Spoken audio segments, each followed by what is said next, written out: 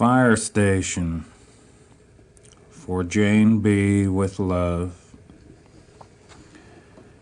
We came out of the bar because we were out of money, but we had a couple of wine bottles in the room. It was about 4 in the afternoon, and we passed a fire station, and she started to go crazy. A fire station? Oh, I just love fire engines. They're so red and all. Let's go in. I followed her on in. Fire engines, she screamed, wobbling her big ass. She was already trying to climb into one, pulling her skirt up to her waist, trying to jackknife up into the seat. Here, here, let me help you, a fireman ran up. Another fireman walked up to me. Our citizens are always welcome, he told me. The other guy was up in the seat with her. You got one of those big things? She asked him. Oh, I mean, one of those big helmets. I've got a big helmet, too, he told her. Oh, You, play cards? I asked my fireman. I had 43 cents and nothing but time. Come on in back, he said. Of course we don't gamble, it's against the rules. I understand, I told him. I had run my 43 cents up to $1.90 when I saw her going upstairs with her fireman. He's going to show me their sleeping quarters, she told me. I understand, I told her.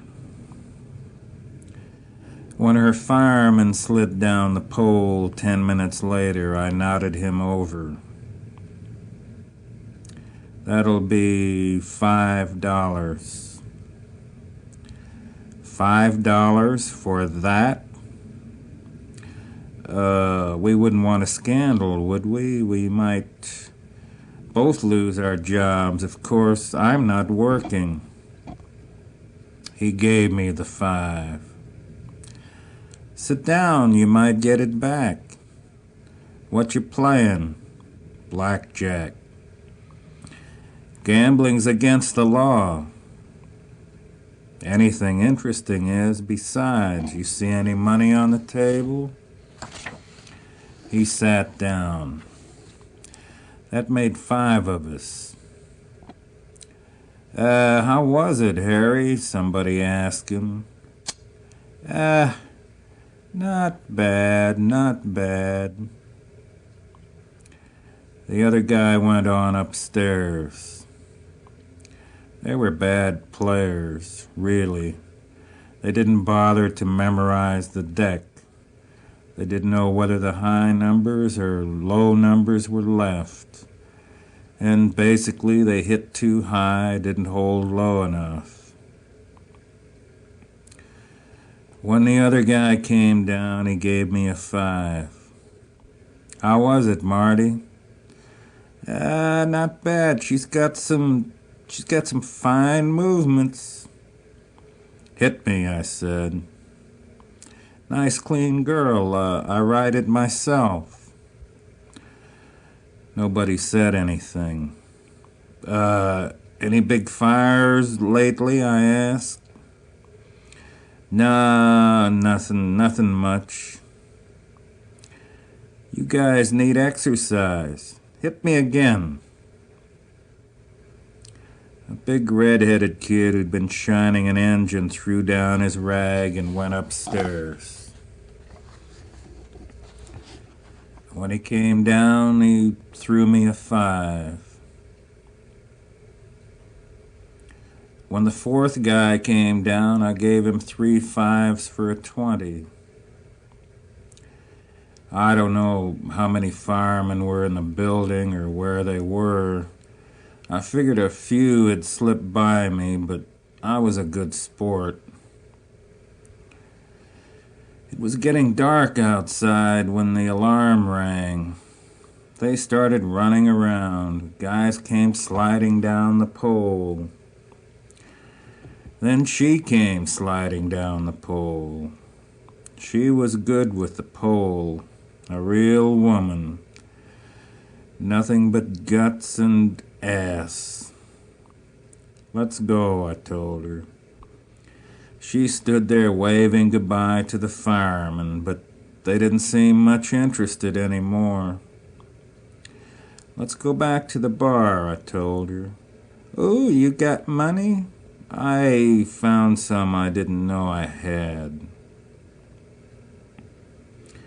We sat at the end of the bar with whiskey and beer chaser. I sure got a good sleep. Sure, baby. You need your sleep. Look at that sailor looking at me. He must think I'm Nah, he don't think that. Relax. You've got class, real class.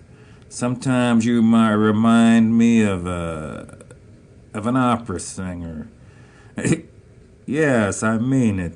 You know, one of those prima donnas. Your class shows all over you. Drink up. I ordered 2 more. You know, Daddy. What? Daddy, you're the only man I love. I mean, really love, you know? Sure I know. Sometimes I think I'm a king in spite of myself. Yeah, that's what I mean, something like that. I had to go to the urinal. When I came back, the sailor was sitting in my seat. She had her leg up against his, and he was talking. I walked over and got in a dart game with Harry the Horse and the corner newsboy.